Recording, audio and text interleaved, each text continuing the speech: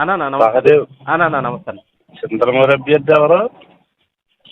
ఇది మన ఈయన మన గ్రామ శాఖ ఉన్నారు కదన్నా, ఆయన అంటన్నా. నువ్వు నిర్ణయించావా? లేదన్నా, అమ్మాజీగా నిర్ణయించారన్నా. కొట్టుకుంటున్నావు నువ్వు. కాదన్నా, అమ్మాజీగా నిర్ణయించారంట. నువ్వు చింతనమూరులో వచ్చి నువ్వు ప్రెసిడెంట్ ఎక్కింతావా? కోరంబోకి ఎదవని అందరూ అయ్యారు. మీరు వైఎస్ఆర్ పార్టీ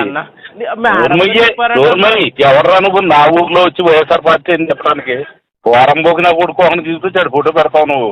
నువ్వు రా అక్కడికి, నువ్వు రా. ఎదవేషాలు నీకు మూసుకుని ఉండు. ఏమని వెళ్ళి అమ్మాజీని ఏం చేసింది? వైఎస్ఆర్ అభ్యర్థి అని అన్నారన్నా మేడం గారు. మూసుకుని ఓ చోట తొంగో ఎదవని నువ్వు. నేను వైసీపీ తరఫు నుంచే, నేను వైసీపీ పార్టీ కిందే లెక్క. పైన ఆ గెలిచిన మర్నాడు నుంచి అసెంబ్లీకి వెళ్ళిన వెంటనే ముఖ్యమంత్రి గారిని కలిసాను. నేను బొకే పట్టుకెళ్ళిచ్చాను. నీకు ఇవ్వాలన్నా ఇవ్వలేకపోయాను, నీకు ఇవ్వాలి కానీ తప్పనిసరి పరిస్థితిలో అటు ఇచ్చాను. సర్లే వచ్చావు కదా, ఏదో మార్గంలో వచ్చావు, కలిసి పనిచేద్దామని చెప్పేసి ఆయన అన్నాడు. ఆ రోజు నుంచే కలిసే ఉన్నాం. ప్రతి కార్యక్రమానికి కూడా గ్రాంట్ కూడా నాకే ఇచ్చారు. ఇక్కడ కూడా నేను వైసీపీ కింద నడుస్తున్నాను. ఎందుకంటే నేను నెగ్గిన పార్టీ నిలబడింది కాదు, అది ఉంటుందా ఏదో గాలికి నేను సపోర్ట్ బయట కులాలన్నీ సపోర్ట్ ఉన్నాయి కాబట్టి నేను ఒకరు గెలవగలిగాను. మిగతా చోట్ల ఎక్కడా లేదు కదా, ఎక్కడా లేదు. ఎక్కడ గెలిచే ఆయనే గెలవలేకపోయాడు. గెలవలేకపోవడానికి కారణం మిగతా కులాలు దీన్ని సపోర్ట్ చేయవు ఎక్కువగా. ఇక్కడ ఏంటంటే కేవలం వ్యక్తిని బట్టి పార్టీ ఇష్టం లేకపోయినా బాధితులు జనసేన పార్టీ చేయరు, కేవలం నా కోసం చేశారు. అలాగే సకినేటిపల్లి మండలంలో నా చుట్టాలందరూ కూడా సకినేటిపల్లి మండలం ఎక్కువగా మా బంధువులు. ఈ బంధువులందరూ కూడా పార్టీ ఏదైనప్పటికీ కూడా నాకు ఓటేయింది.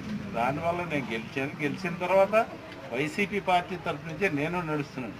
ఇక్కడ ఏంటంటే వర్గాలు ఉంటాయి, ఆ వర్గాలన్నీ పోవాలంటే ఆయన ఒక మాట చెప్పి ఎవడో ఒకడి మీద పెత్తనం పెడితే ఈ పార్టీలు ఏమి ఉండవు. ఎందుకంటే ఆయనకు కూడా మళ్ళీసారి గెలవాలి. మళ్ళీసారి గెలవాలంటే గెలిచేవాడు కూడా కావాలి, ఒక్కటి చేసే అవకాశం ఉండాలి. ఇప్పుడు 3 భాగాలుగా ఉన్నాయి. నేను వైసీపీ తరఫు నుంచే ఉన్నాను, అమ్మాజీ గారు వైసీపీ తరఫు నుంచే, రాజేశ్వరరావు గారు వైసీపీ తరఫు నుంచే. ఆయన జనాన్ని ఏమో ఓ పక్కన పెట్టి ఆయన స్టేట్మెంట్ ఎత్తుంటాడు, ఈవిడిస్తుంటాడు, నేనే ఇస్తాను. నేనైతే పెద్దగా పట్టించుకోవట్లేదు. పేచీకి వెళ్ళే ఉద్దేశం నాకు లేదు. కలిసి వెళ్ళిపోతాను, కలిసిపోగలుగుతాను, లేకపోతే లేదు. అది పార్టీకి మంచిది కాదు. ఇప్పుడు నేను కలుస్తానన్నప్పుడు కలుపుకోవాలి. ఈయన కలమని అడుగు, కలుస్తాడైనా ఆయన తెలుగుదేశం, ఆయన కలవడం. మీరు ఏమి ఇచ్చినా ఆయన కలవడం, ఆయన పార్టీలో ఆయన ఉంటాడు. కానీ నేను కాంగ్రెస్ పార్టీ వాడిని.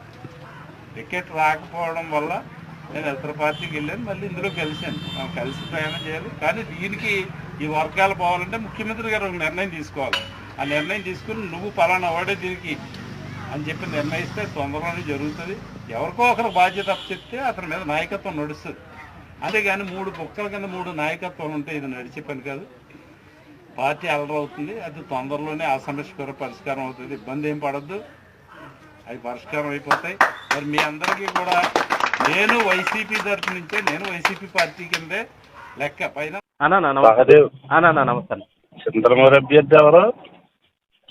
ఇది మన ఈయన మన గ్రామ శాఖ ఉన్నారు కదన్నా, ఆయన అంటన్నా. నువ్వు నిర్ణయించావా? లేదన్నా, అమ్మాజీగా నిర్ణయించారన్నా. కొట్టుకుంటున్నావు నువ్వు. కాదన్నా, అమ్మాజీగా నిర్ణయించారంట. నువ్వు చింతనమూరులో వచ్చి నువ్వు ప్రెసిడెంట్ ఎక్కింతావా? కోరంబోకి ఎదవని అందరూ అయ్యారు. మీరు వైఎస్ఆర్ పార్టీ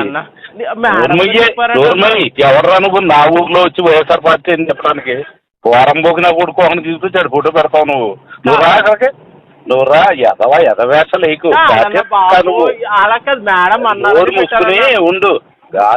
ఏమని వెళ్ళి అమ్మాజీని ఏం చేసింది? వైఎస్ఆర్ అభ్యర్థి అని అన్నారన్నా మేడం గారు. మూసుకుని ఓ చోట తొంగో ఎదవని నువ్వు.